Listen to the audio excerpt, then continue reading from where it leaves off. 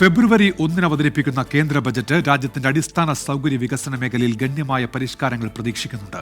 Road ഗതാഗത highway മന്ത്രാലയത്തിനുള്ള budget വിഹിതത്തിൽ 6 മുതൽ 8% വരെ വർധനയുണ്ടാകും. ഗ്രാമീണ റോഡുകൾക്കും റോഡ് സുരക്ഷയ്ക്കും പ്രത്യേക പരിഗണന ബജറ്റിൽ ഉണ്ടാകുമെന്നാണ് പ്രതീക്ഷ. നരേന്ദ്രമോദി സർക്കാരിന്റെ മുൻഗണനാ പട്ടികയിലുള്ള അടിസ്ഥാന സൗകര്യ വികസന മേഖലയ്ക്ക് ഈ ബജറ്റിലും പ്രത്യേക പരിഗണന ഉണ്ടാകുമെന്നാണ് ധനമന്ത്രാലയ വൃത്തങ്ങളിൽ നിന്നും ലഭിക്കുന്ന വിവരം.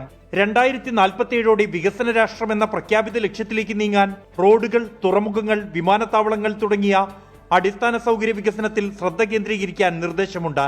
റോഡ് ഗതാഗത ഹൈവേ മന്ത്രാലയത്തിനുള്ള ബജറ്റ് വിഹിതം 6% മുതൽ 8% വരെ വർദ്ധിപ്പിച്ച് 2.9 ലക്ഷം കോടി രൂപ വകയിരുത്തുമെന്നാണ് റിപ്പോർട്ട്. കഴിഞ്ഞ ബജറ്റിൽ 2.72 ലക്ഷം കോടി രൂപയായിരുന്നു വകയിരുത്തൽ. റോഡ് അടിസ്ഥാന സൗകര്യ വികസനത്തിൽ സ്വകാര്യ മേഖലയുടെ പങ്കാളിത്തം പ്രോത്സാഹിപ്പിക്കാനായി ബജറ്റിൽ ബിൽഡ്, ഓപ്പറേറ്റ്, ട്രാൻസ്ഫർ അഥവാ BOT പദ്ധതികൾക്ക് ഊന്നൽ നൽകാൻ സാധ്യതയുണ്ട്. 44,000 കോടി രൂപ വരുന്ന 15 BOT പദ്ധതികൾ പരിഗണനയിലുണ്ടെന്നാണ് സൂചന. ഭാരത്മാല പദ്ധതിയുടെ ഒന്നാം ഘട്ടത്തിൽ ശേഷിക്കുന്ന 4,182 കിലോമീറ്റർ പൂർത്തിയാക്കാൻ നടപടികളുണ്ടാകും.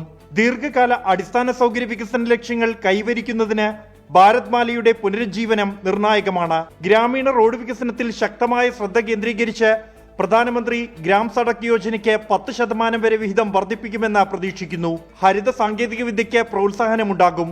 രാജ്യത്തുടനീളമുള്ള അപകട സാധ്യതയുള്ളതായി കണ്ടെത്തിയ ബ്ലാക്ക് സ്പോട്ടുകളെ അഭിസംബോധന ചെയ്യുന്നതിനായി റോഡ് സുരക്ഷയ്ക്കായി പ്രത്യേക ഫണ്ട് അനുവദിക്കുമെന്നാണ് സൂചന. സാമ്പത്തിക ബുദ്ധിമുട്ട് പരിഹരിക്കുന്നതിനായി അസറ്റ് മോണിറ്റൈസേഷൻ പ്രോത്സാഹിപ്പിക്കുന്ന നടപടികൾ ബജറ്റിൽ ഉണ്ടാകാൻ ഇടയുണ്ട്. ബൽറാം നെടുങ്ങാടി, 24, ഡൽഹി.